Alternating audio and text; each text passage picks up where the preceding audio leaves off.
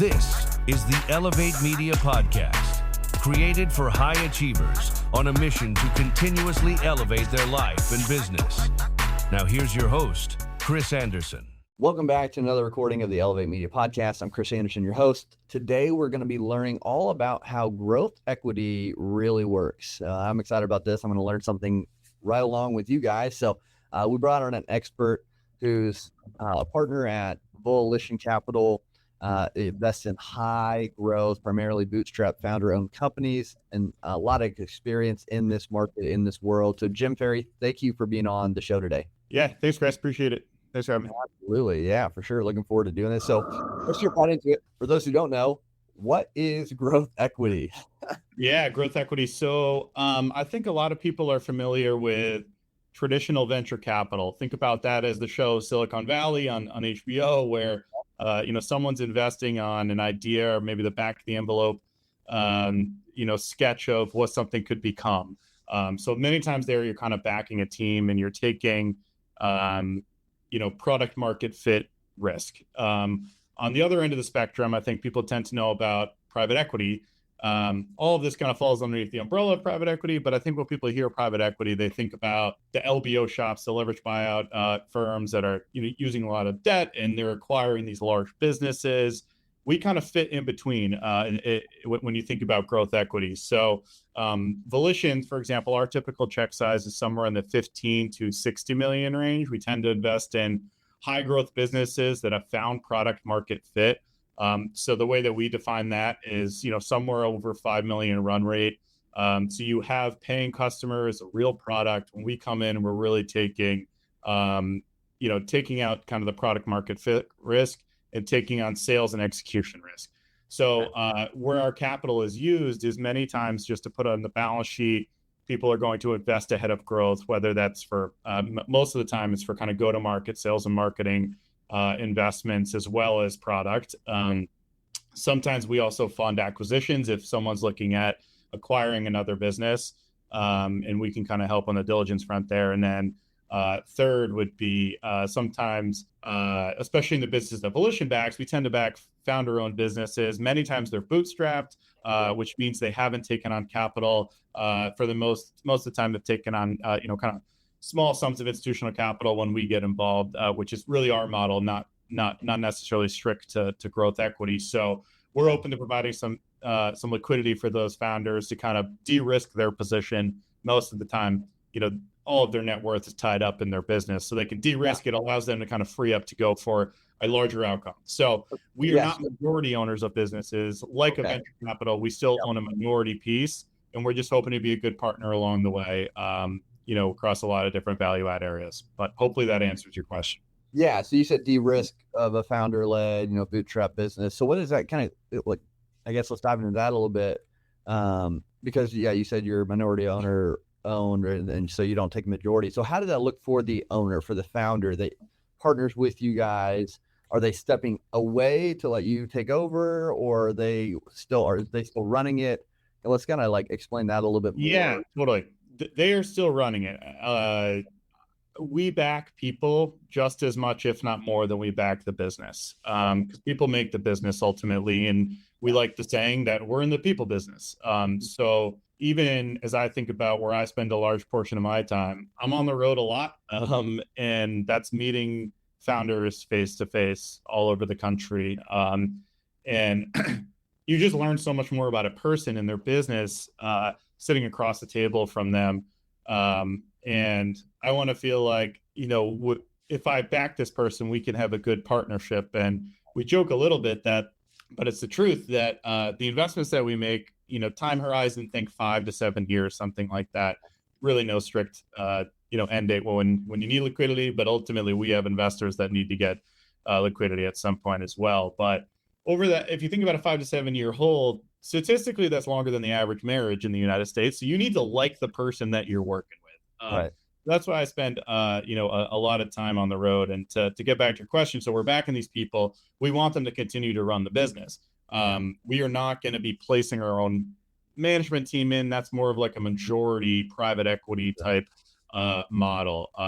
That being said, we help in a lot of different ways. So we do have a talent team internally that can help the existing management team hire world-class talent around them if there's any holes. Many times they're wearing a lot of hats. We're not placing our own people. We're acting as a recruiting firm on their behalf. Essentially, it's their decision. But at the same time, they can save on the recruiting fees because we're not charging for that. Obviously, it's kind of comes with the investment. We also have a marketing team that helps with PR and branding and so forth. We have a lot of inter-portfolio events that we do in Slack channels for everybody in specific areas and functional groups so they can bounce ideas off of each other. The list goes on and on. We just try to be a good partner in that sense and try to make connections and sometimes challenge them, because I think one thing that I certainly find while sitting on the boards of these companies that we invest in is equity value creation doesn't always equal revenue growth. And what I mean by that is, like, you can have, there are certain lines of business that are going to have a higher multiple attributed to it. Or if it's a high churn line of business, then that's not going to get the same multiples. So we bring a little bit of a different lens from someone that's in the weeds. We can take a 30,000 foot view of, hey, how do we build equity value over time? Okay. So when a founder, what is the purpose of them coming to a group like yours to seek this? Are they specifically looking for just help, guidance, the capital, both? Like, what's usually like, hey, Jim, I need your help. Here's why. Yeah. So I wish they all came to us. It's, taking a step back of how do we find deals that we want to invest in. A traditional kind of growth equity model is we have a team of 15 analysts or so, and they're talking each to 20 plus founders on a weekly basis and kind of bringing the ones that fit our investment criteria to our investment pipeline committee every Monday. So we have a lot of third-party tools and as well as first-party tools that we've built to kind of help them identify interesting companies. Every growth equity fund is using similar tools. So like, we all know what are potentially interesting companies. So it's about finding a diamond in the rough that might be under the radar or just breaking through to them, which, going back to why I spend a lot of time on the road. That's a great way to break through. Sometimes I'll go talk to someone and they get 12 to 15 growth equity funds emailing them to hop on a call a week. They never take calls. I'm the first or second meeting that they've taken in Boise, Idaho, or pick your random city. So that's kind of how we find them. But I think, why are people receptive to having the conversation? As I mentioned before, it's kind of one of three pillars. They need capital because they're recognizing an opportunity where, they can scale much faster, and capital on their balance sheet is a limiting factor to the rate that they can grow. So they say, hey, we know that for every sales rep or every dollar that we put in sales and marketing, we're going to get $3 out. That's a great time when you should pour some fuel on the fire, take some capital, scale faster before the rest of the market catches up to you. With success brings competition. So that's kind of one. Number two would be, as I mentioned, shareholder liquidity. If they want to take some chips off the table, that's kind of a common saying. And that basically means, a founder might own 40% of the business or something, and they may want to sell 5% of their total ownership to get them down to 35%. And they can get a couple $1 million. That gives them security. They can buy a house, put their kids through college, and then that kind of frees them up mentally to go for a larger outcome, I think. And the third would be if they're looking at potentially tuck-in acquisitions or something like that, we can help there. So those are three reasons that people will come to us. But there's a lot of sources for capital. I think most of them, when they're talking to us, they're looking for something besides just money. They want some value add besides capital. And that's where a lot of the stuff I talked about around the talent team, marketing team, interportfolio, bunch of the other stuff that we're doing is attractive to them, because we can kind of help them along the way. Sure, 100%. And so with that too, and I know you kind of mentioned it a little bit, I want to kind of dive more direct into it. So when you meet with these individuals, you're in the people business, right? You said, so when you meet with a person, what are maybe some three things that you're looking for to be like, yep, we definitely can partner with them? Do you have kind of something like that, like KPIs or traits or anything that you look for in that individual first before, even the business metrics? Yeah, the business metrics, like, they're on our website. Like, we have a very strict criteria. It's like 5 million plus in revenue, haven't raised a ton of capital to kind of get to that zone, high growth rate, et cetera. All of that is table stakes. We talk to a ton of businesses that have that.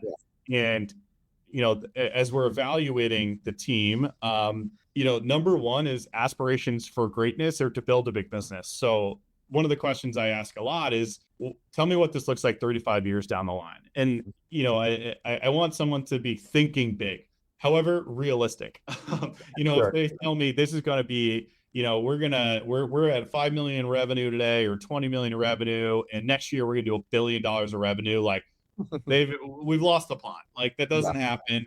Right. So I want aspirations for greatness, but in a realistic manner. It's, hey, this is where I think I'm going to be 3 to 5 years from now. And it's, hundreds of millions of revenue or something like that. But and here's how I get there. And I think the best founders that I've backed think about the 3 to 5 year plan and then decouple that into, all right, how do we set ourselves up this year in order to accomplish our goals in 3 to 5 years? Right. As opposed to some founders that I talk to that are so focused on, all right, I got to grow 100% this year.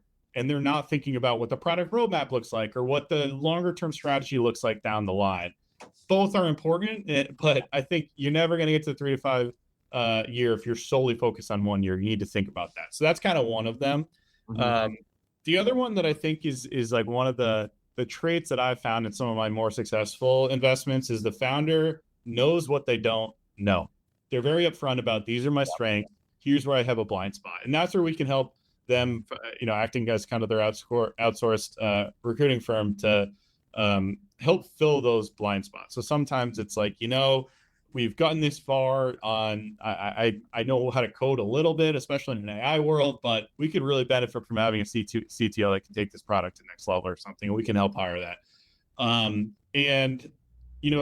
I think third would be someone who thinks about the market and competition. I hate when you ask someone who are you competitive with, and they tell you nobody, because that's truly never the case.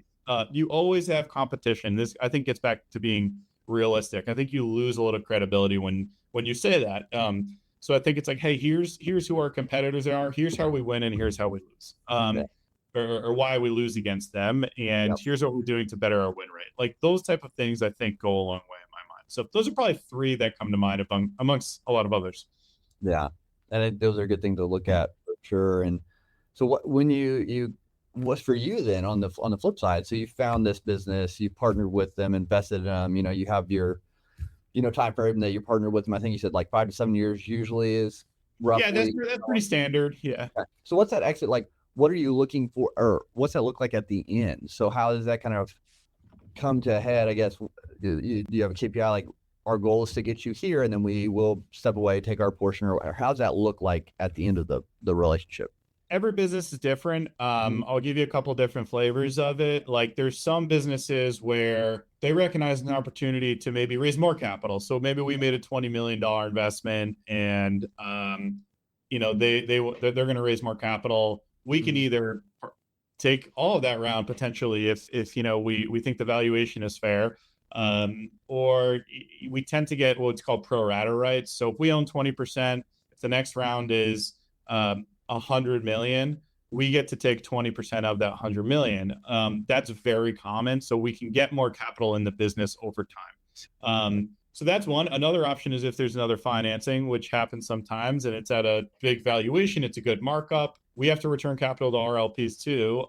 There's scenarios where we might take a little liquidity and ride the rest. So there's been a few companies that I'm on where you take our cost basis off the table. So let's say you invested 30 million. A new investor comes in and they want to write a bigger check. But we don't need that much capital for the business operations. One option is everyone takes a little liquidity. So we'll take sometimes, if we invest 30 million off the table, now we're playing with house money. We still own a good portion of the business, and we're going to ride it to a larger outcome. That's another one. When we're going to exit the business completely, there's a few different routes to that. One would be IPO. That's a little more rare. You need a lot of scale to go public today, and it's a headache. And you got to feel like this business has like a long runway. The other would be to a strategic. So if you rewind, I don't know, 20 plus years ago, most exits happened to strategic. So that would be someone else in the space. So if you have a CRM business, maybe Salesforce buys you or something like that. However, I think that this market has matured where there's a lot of dollars from financial sponsors. So the large private equity funds, that's where the majority of our exits have been. So that would be like the Thoma Bravos of the world, the Vista Equities of the world, who are kind of names people might know in this space of the large private equity funds that are acquiring businesses, of our scale. We help along the way. Sometimes we act almost as a quasi investment banker. So we're building decks and kind of handling a lot of the communication on behalf of our portfolio companies. Sometimes we hire an investment bank to run a full process, but we are, as minority equity investors, we're never forcing the business to sell. So it's not like, oh, hey, we got to this, what we think is this valuation multiple of return, so you guys need to go sell. That's not how it works. Like, we don't own a majority of the business, so it's hard for us to force that. We can't. So many times we're constantly having conversations at the board level of like, what does the market look like? What the multiples are? What are our growth prospects? Is now the right time to think about liquidity? And it's kind of a group decision. Sometimes there've been times the management's like, hey, I built a lot of equity value. I think now's the time where we want to exit the business and test the market. And we're fully supportive of that. So it depends. Okay. Interesting. And so with that, like where we're at in the world right now, do you see certain marketplaces growing that are going to be more dominant versus others that are fading right now? When you say marketplaces, do you mean like sectors, or help me understand that? Yeah, it's sectors, or where you could be investing in businesses, certain type of avenues there. Yeah. I mean, we can't have this discussion without talking about AI, right? Of course. Yeah. So AI is it's pretty incredible, actually, because I would say like 6 months ago when I went to board meetings, everyone's talking about AI. The way that people are using AI for the most part was make them better and faster and efficient at coding, number one. But it wasn't like a game changer yet. And I feel like a lot of people were just talking about AI, but really just using it as a super Google search engine and to help them write emails. Yep.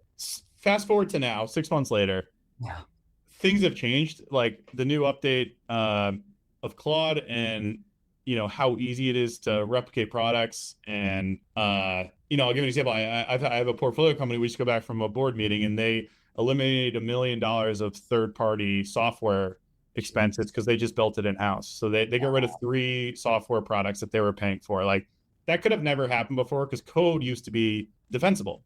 Right. It's not anymore. So you need to think about what makes a business defensible in the long run. And I think that there's a lot of AI companies, people I think have gotten wise about this, but maybe 2 years ago that were really just a wrapper on top of someone else's technology. So what I mean by that is a user interface on top of OpenAI's technology. Right. They're very easy to replicate, but they gained a lot of traction fast. With success brings competition. Now the market is saturated with tons of different vendors. It's a race to the bottom on pricing. Right. That's tough. However, there's AI businesses that I think are durable and super interesting. And you got to ask yourself, like, what is durable about this business in the long run? Whether that's AI business or any business that we look at. Yeah. So that could be something like, they have a moat around first party data. It's a complex ecosystem where I don't care how good at AI coding you are, like, you're not going to be able to just enter this. So sometimes that's regulated, or industries with compliance, like healthcare or cybersecurity, et cetera. Sometimes having a distribution advantage matters. So you're something about your go-to-market strategy and channel partnerships is why you're going to win, and on and on. So I think every company that we're looking at, we're asking us that question: what is the long-term durability that prevents a dozen other people from creating a similar product? Right. And then I'm also thinking, okay, there's these AI businesses. What are business models that are less disrupted by AI? So that would be a marketplace business, for example. Like, you can't just, like, a marketplace business, many times it's not the technology that's the unique factor. It's that you balance supply and demand, and it's chicken and the egg. And there's kind of a network effect that happens. So I've made a couple of marketplace investments. We've done a lot of Can you explain what marketplace businesses are? Sure. A marketplace business is one where there's kind of two different constituents on each side. So let's give an example. From a consumer perspective, that could be Uber. You can view that as a marketplace. There's drivers and there's consumers. I don't care how good AI is. It's very hard to get people to you could probably code what Uber's doing. That's not the secret sauce. The secret sauce is that they have all these drivers and all these users that are using it, has created this flywheel effect over time. So that's kind of one. And there's a lot of different examples of that. It doesn't need to be consumer facing. It could be B2B as well. Another one, where Volition has made a lot of investments is hardware. We're calling it hardware as a service, investment. So think about that as a software business that has a hardware component attached. So an example of that would be, I'm invested in a business called Butterfly MX. It started as kind of a smart intercom for multifamily buildings. So you can call someone to get into the door. So there's a hardware component, which is you can't spin up with AI. That makes it very sticky from a retention perspective. And then there's a software component of recurring software on top of that. And they've since expanded to be a full suite of access controls inside the building. But we've had a bunch of those, and that's hard to replicate. So there's AI businesses. What is the durability? And then I'm also putting my hat on to say, what are markets that are less disrupted by AI? Right. Interesting. Yeah. And it's so rapidly changing too, which is crazy with AI. And I hear people talking about vibe coding and everything that's just changing so quickly. Thinking of it as like the durability of the business and how it can have a longer lifespan, basically. Do you ever find people, you start having conversations with these founders and they just have a really hard time wanting capital? Like, I guess all the time. All the time. It's like most of my conversations are someone taking the call because they realize, especially where we play, because Volition's strategy is we're not chasing the Silicon Valley type company that's raised hundreds of millions of dollars and is going to grow at all costs, and the unit economics will catch up. Like an OpenAI and ChatGPT is a great example of that. Like, it's an unbelievable company, but they're burning tons of capital. It's just not like the type of business that we go after. And obviously there's a world for that, and people making a ton of money there. We're going after businesses that are more capital efficient, but still have aspirations for kind of greatness, and to build a big business. And maybe they've kind of, haven't raised capital yet to this point. And so now they're starting to think about, hey, I'm recognizing now that I can scale much faster with a partner, along with capital. So most of the conversations I have are people that are saying, hey, we're capital efficient, we're break even, maybe we're profitable, so we don't necessarily need the capital. We see this big opportunity, and just starting to have conversations. And in my mind, if they're having that conversation, there's something in the back of their head that's saying, hey, maybe I should take the capital. Otherwise, they would never be on the call with me. And so we stay in touch. If it's a really good business, that's when I hop on the road. I go spend some time with them. We talk a little bit more. And sometimes you can catalyze a deal that way because someone just gets to know you and they trust you and, start to understand more what this could look like for their business. Other times, you build a relationship. We have a business now that's under signed term sheets for us to due diligence and potentially invest. And I think we've met them 6 or 7 times in person. So we built this relationship. They finally said, now's the time where we want to raise capital. So it tends to be a mix, but I'd say most of the calls that I have on a weekly basis are people that are not pressing go on the capital raise yet. Okay. How do you prepare the founders for that? I mean, obviously having meetings, but like what should they, if they're a founder and they're about to take on this equity, this capital, how should they be preparing themselves on the changes that are coming? Because that's it's almost kind of like a light switch, right? Sort of. Yeah. So there's 2 things. Like one is like, I think that one of the reasons sometimes people say like, hey, we're going to raise next quarter is that they need to get prepared in order to raise. So that means putting together their financials in a way that's easily digestible for someone else, and like anticipating some of the requests that someone like us may ask from a data perspective, and just having all of that ready to go off the shelf. So that's like part of the reason why some people wait a little bit to get prepared. Mm-hmm. I think your question was also saying like, how should they get prepared to take on a investor for the first time? Sometimes we're the first institutional investor, which means they might have not even had a board of directors before. Right. Now we need to have we're going to have quarterly board meetings. And what does that look like? So you need to be prepared for that. And that's part of the transition of growing up as a business and, a good corporate governance, and so forth. But what we say is like, we do a lot of diligence, on talking to the founder, asking them, tons of questions about their business as part of our diligence process. We'll, if it's a B2B business, we'll talk to their business customers. If it's B2C, many times we'll do a customer survey. So we get to know the business and the people running it and their customers well. they should be doing the same thing for us.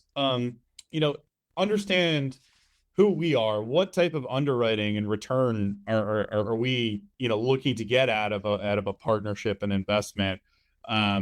We always give references of other folks that I've backed in the past. Like, those people should be talking to the founders that we're potentially investing in. And once again, you want to feel like it is a partnership, not just me as an investor coming in. I don't want to be this big bad guy. Like, we're investing in high growth businesses, so I'm not going to come in and fix something that's not broken, but understand how we're thinking about return thresholds and burn and all that. So have you ever came into a business and once you got involved, the founder who's been used to making the decisions, doing all this, now has to answer to other people? Has there ever been some friction that either, I guess, would a deal start and then be like, oh, never mind, this isn't going to work, or have to really go through some friction to help the founder understand, like, you have to have a board, like, an answer to these individuals, things like that? They should know upfront, like, what expectations are. So there have been scenarios where we like a business, we are in the ballpark on valuation. So the next step from there is send a term sheet. And the term sheet, since we're minority investors, we need to have minority protective provisions. It'll be things like, you can't take our capital and go put in a swimming pool at your house, or you can't all of a sudden, hey, if we own 20%, you can't go issue new shares. So now all of a sudden we own 5%. Like, we need to know what we're buying. So a lot of those are common sense. And then there's certain things like, you got to approve the operating budget for the year. Now we're not going to be pinned in the butt on that. And but some people are like, well, I know my business really well, so I don't want you coming in and telling me how to run it. That's not what I want to do at all. That's actually the opposite of what I want to do. In a great scenario, you just continue to grow, and you're, I'm a career investor. I've never been an operator. I can't do your job. So that's not right. So I think it's just kind of making sure that they understand, what this looked like. But there have been scenarios, of course, I wouldn't call it friction, but people are like, I have a very good relationship with all the CEOs that I back. We're in Slack channels all the time. We spend all the time together. And, there's been times they're just honest to me. They're like, this is weird. I'm not used to having to report to someone. I'm like, I don't want you to view me as your boss. I'm not. This is a partnership. And, this is a flat organization in my mind. And I think once they kind of realize that, they tend to get over it. Yeah. That's definitely an interesting piece to come in, even with us, like coming in and assisting, partnering with businesses on marketing side. Yeah. Like, it's we're the same, like, we're working together for the same goal, increase your business. Exactly. We do that. Like, it doesn't affect us. Like, we're not over you or anything like that. Cause we've had some conversations with founders who are like, well, this is my idea of marketing or media. And like, we understand we're trying to help you with our, where our strengths are. We're not taking over, we're working together. And it's sometimes it's a good conversation because they're just not used to, like you said. And so for sure. And it's very different with a majority investor. Sure. So someone that owns like 51% of the business, that is your boss. They own the business. They control what happens in the business. So, we own, many times 20 to 40%. So we don't control the business. So that's why, I don't like when people view me as a boss, and they shouldn't. I'm not. Sure. Yeah. Because that's what you said. You guys usually you don't do majority ownership, correct? Most of the time. Yeah, correct. Yeah. Would there be something that you would love to be like, yeah, we'll do majority on that? Is there something that you're super bullish on? Yeah, I mean, we're not opposed to it. But even that scenario, candidly, I think there's one or two businesses where we do own majority. To me, the percent ownership is a little bit of an output of just check size and valuation. So the ones where we do own majority, there's a scenario where there's a non-active founder who wants to liquidate, or maybe there's an early investor who needs to return capital to our LP. So that's how the check size gets above majority. But even in those, it's not in our operating playbook to act like a majority investor. So sometimes a majority investor, a large PE fund, they have people on their bench just hanging out there. Sometimes they call them entrepreneurs or residents or something, and they're waiting. It's like a successful founder from another business that they're waiting to plug into a new business. We don't have that. We don't want to operate the businesses. That's not our playbook. So the ones where we do own majority, we don't act like a majority investor in that, right? Yeah. So when people are watching, so this just came up when you talk about majority owners and things, Shark Tank, right? Where does that compare into like what you guys are doing? Is that set because they're venture capitalists, right? Yeah, I view them as venture capital. So people are going and kind of pitching an idea that might have a little traction. That's for sure. That's more on the VC side, and that's like that show is not a good representation of how this world actually works. And we've talked to a lot of people who have been on the show, and they just view it as a marketing ploy, and like you for their own product. And Yep. you see the scenarios where Mark Cuban says, I'll give you $500K for 40% of your business or something. And then they may even shake hands. And then it's a little stage, like he doesn't actually invest because there's more things that matter besides just the valuation. The devil is in the details. So and sometimes they ask for a prop share and all that. And, so there's a legal aspect that happens as well. So I think most of those don't transact. But to answer your question, yeah, that's like much earlier stage VC. Like I don't get off a call and offer someone a valuation and a check. There's more diligence that goes on to get to that. Because I've always wondered with that, like they, do that deal and then how does it actually turn out after? Like, do they actually help them? Like, because I'm sure they're super busy, like all these businesses that they throw out their deal to. So usually not all of those actually happen. Yeah, I hope Mark Cuban doesn't come after me for saying this. I've talked to people who have been on the show, and that's it's not, hey, they have a handshake deal. Like, great. There's a lot more to it than just valuation and check. There's all these legal minority protected provisions and all that they got to figure out. And a lot, sometimes deals fall apart on that. Yeah, that makes sense. A lot more things they have to explore after, but it makes it a good talk.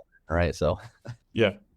Cool. There's actually somewhere we got a business locally here we know that was on the show and ended up not getting any deals from it based on their debt and stuff. But they finally got rid of that. And so it's just an interesting thing to hear about. And the equity, the VC stuff is all interesting. And I think you've made a good kind of highlight on what it is, what you guys do. And really, I mean, do you think not anyone should just look for equity, right? You're looking, there should be limits, millions a year in revenue before. Well, yeah, I mean, it depends what you want. Like I said, like there's a great, like Silicon Valley has a great venture capital model, and they may give someone with a great idea and a huge total addressable market size, $20 million to go build it and figure it out. Like they're going to have high loss rates. Sure. So they're going to lose a lot of money, but they're also going to have winners like a Facebook and that more than makes up for the losers. Where Volition plays in the growth equity world, it tends to be lower loss rate, but you're still going for, big outcomes. But, for a venture capital fund that has a low loss or a high loss rate, so losing a lot of money, if you have a 3X, it kind of like a 3X return on your capital invested, it almost doesn't matter. You need to have like the 10, 20, 50Xs to make up for some of the losses, where for us, if you don't have a lot of losses, 3X on a fund basis could be a great return. And however, we're shooting for 10, 20Xs as well. It's just a little bit of a different model. Yeah, interesting. It's all fascinating. And so I appreciate you being on here and sharing. Are there any deals that you wish you could go back and redo because it did maybe work out like you thought, or it didn't come to fruition and, it did really well as far as the business doing well? Yeah, I mean, we always say there's kind of two things that are pretty common in this industry. One is that you'll have an anti-portfolio. So these are that's kind of a term that people talk about. It's like the companies you might have passed on, or to your point, like couldn't agree on valuation, that go on to be big businesses. And then candidly, like I mentioned, we have very low loss rates as a fund, but if you don't have a loss here or there, you're probably not taking enough swings of the bat and taking enough risk to have those really big outcomes. So it's a balancing act, obviously. And you want to have a situation where you don't ever lose money. That's really hard to do in this industry. Not every business is going to work out the way that you think. So, I mean, some lessons learned on like, a business where I didn't have the outcome that I wanted was more on like a regional rollout. And So this is business, was more consumer facing, and they would go into each city and kind of roll their product out. Realize that's hard. Like when we invested, they had 5 cities or so, and they're all kind of in a pretty tight geographic dispersion. Over time, realize that once you start having locations in California and Texas and the East Coast, the management team can't manage those as well. And every, local city had its own hyper locality nuances. So I think what happened in that business, we had a few markets and cities that were doing really well, a few that were middling, and a few that just like couldn't figure it out. And it was just like hard to scale with that kind of mix. So that's kind of one lesson I took there. And, I'd say like on the anti-portfolio, I've had plenty of misses. Like everyone showed you don't have enough good deal flow. Those are the ones, honestly, that don't bother me because like there's a reason I passed for it at the time. Yeah. Maybe I feel like the valuation was crazy. Maybe, they were the retention was poor and they're going through a new product development that brought them to somewhere else that increased over time or something. The ones that bother me are the companies that I knew were good companies and I couldn't break through to them. Like those that keep me up at night. And I've had some of those where, I'm offering meetings in a, random city because I know that they're based there, or trying to get them to meet at a conference and they're not taking the calls, and, our analysts are sending them hundreds of emails and voicemails and so forth, and we just can't break through. In those scenarios, most of the time I'll try to get a warm introduction from someone who knows them or something like that. But many times they might say, hey, I'm purposely not responding because I'm not taking any of these calls right now. And then out of the blue, you find out that they raised capital from someone else. Like those are the ones that keep me up at night. Yeah, I'm sure that has to be hard, especially when you see them, do good and you could have helped or been a part of it. And last question, I'm curious too, like with the ones you've helped that have been successful, do you notice the founders have, or most of the founders have a specific trait that sets them apart from, normal, quote unquote, average people that make them successful? Yes and no. So it's funny you ask this because we do so much business diligence and market diligence. And I think as a firm, we're lighter. We're not lighter. It's harder to quantify why we want to back a founder. Sure. You just kind of have it in your gut of like, this person is special and they're going to make money. And that's all the founders that we back. So we actually, when we had an intern over the summer, we had them pull all attributes of all of our successful and maybe less successful investments across, 100 different attributes and try to find some commonality. There kind of wasn't any. It was pretty interesting. Like a few things that I remember that stuck out to me was your education did not matter. If you graduated college or went to an Ivy League school, did not matter.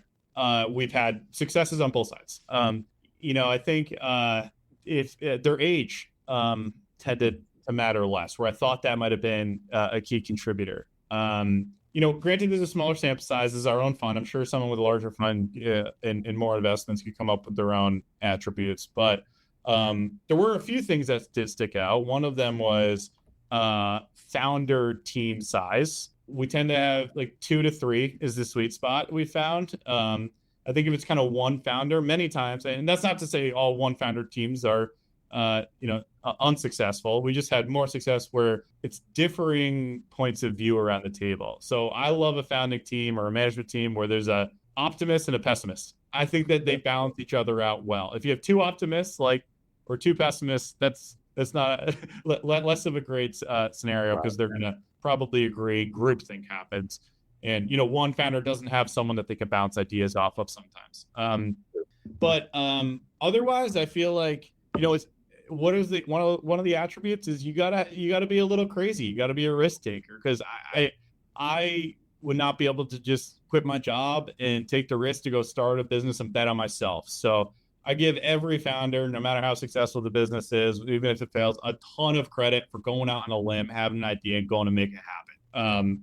So that's what I love about this industry, is talking to folks that are, believe in themselves and their product so much that, they're willing to take that risk when they might have a family and a mortgage and all that to pay for it. Absolutely. No, I love that. And it's an interesting thing that there wasn't one standout thing, which is, I think, a good thing. I think it's, that's really cool. So Again, I really appreciated this conversation with you today. If people are looking to learn more from you or get connected, maybe they're ready for, equity, some capital injection. Where's the best place for them to connect with you at, Jim? Shoot me an email. Very simple email, jim@volitioncapital.com. And if you want to follow me on Twitter, I'm trying to get more active there. It's @JimFerryVC as well. But I'm always happy to take a call. Awesome. Well, yeah, everyone, if you're interested or want to learn more or, get more information, definitely connect with Jim. And again, Jim, thanks so much for being on the show today. Thanks, Chris. Appreciate it. Absolutely. And if you're listening to this, again, if you aren't yet, make sure you follow the show. This just helps us keep doing what we're doing, put out more episodes. And I want you to stay tuned. We're going to have a little bit of a rebrand things coming forward to make the show even more clear on what we do. So that's exciting. We're coming up on the 500th episode, which is going to be a big episode. And lots coming to continue to help you guys out. So follow the show. Make sure you don't miss out on that. Share this episode with somebody so we can help more people together. But until next time, continue to go out there, elevate your life, elevate your brand, and we'll talk to you again soon.